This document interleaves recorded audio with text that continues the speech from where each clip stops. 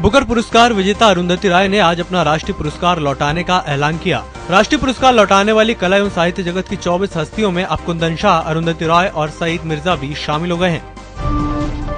बिहार में एनडीए और महागठबंधन के चुनावी रण में गुरुवार को आखिरी दौर का मतदान सुबह सवेरे 7 बजे शुरू हो गया। राज्य की 9 जिलों की 57 विधानसभा सीटों पर वोटिंग हुई। दोपहर 3 बजे तक 51.85% मतदान दर्ज किया गया। इस दौर में कुल 827 उम्मीदवारों की किस्मत का फैसला होना है। प्रधानमंत्री नरेंद्र मोदी ने गुरुवार को सोने से जुड़ी 3 योजनाएं लॉन्च की और कहा कि इन योजनाओं से देश के साथ जुड़े गरीब भारत के टैक्स से मुक्ति पाई जा सकती है। मोदी ने प्रधानमंत्री निवास पर स्वर्ण मौद्रीकरण योजना, सोवरेन गोल्ड बॉन्ड और अशोक चक्र वाले भारतीय सोने के सिक्के लॉन्च किए। लॉन्चिंग के बाद उन्होंने कहा कि देश में 20,000 टन सोना आम परिवारों और संस्थाओं के पास बेकार पड़ा है, फिर भी हम गरीब हैं। भारत के अगले चीफ जस्टिस बनने जा रहे टीएस ठाकुर ने संदेश देते हुए कहा कि अगर न्यायपालिका को बचाने के लिए सेना को बुलाने की जरूरत पड़ी तो वो वह भी करेंगे। टीएस ठाकुर ने कहा कि supreme court Madras high court को ब्लैकमेल करने की इजाजत किसी को भी नहीं देगा।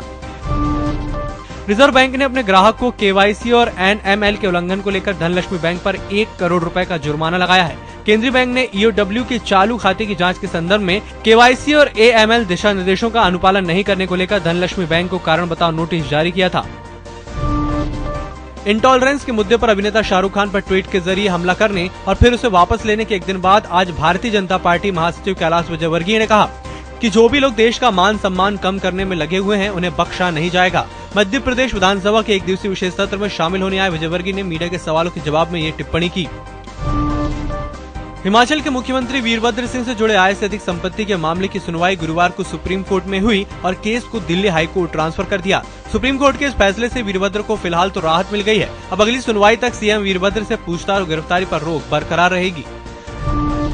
जनता दल यूनाइटेड के राष्ट्रीय अध्यक्ष और सांसद शरद यादव ने कहा कि बीजेपी गाय की पूंछ पकड़कर बिहार में सत्ता हासिल करना चाहती है। यादव ने मधेपुरा विधानसभा क्षेत्र के आदर्श मध्य विद्यालय भीरकी बाजार के मतदान केंद्र पर मतदान करने के बाद पत्रकारों को बताया कि बिहार में महागठबंधन की सरकार बननी तय है।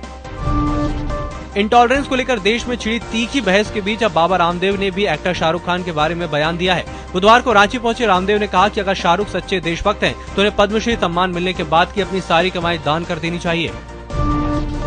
और माइक्रोसॉफ्ट के सीईओ सत्या नडेला भारत आए हुए हैं। इसके साथ ही वह गुरुवार को मुंबई में आयोजित फ्यूचर अनलीस्ड प्रोग्राम में शामिल हुए। सूत्रों के मुताबिक कंपनी भारत में 25 साल पूरे करने के उपलक्ष्य में ये प्रोग्राम कर रही है। इस प्रोग्राम में देश के कई जाने माने इंडस्ट्री प्रमुख जैसे महिंद्रा ग्रुप के head Anand Mahindra, axis bank की हेड शिखा शर्मा, महाराष्ट्र के सीएम देवेंद्र फडणवीस सहित कई नामी हस्तियां शामिल हुई हैं।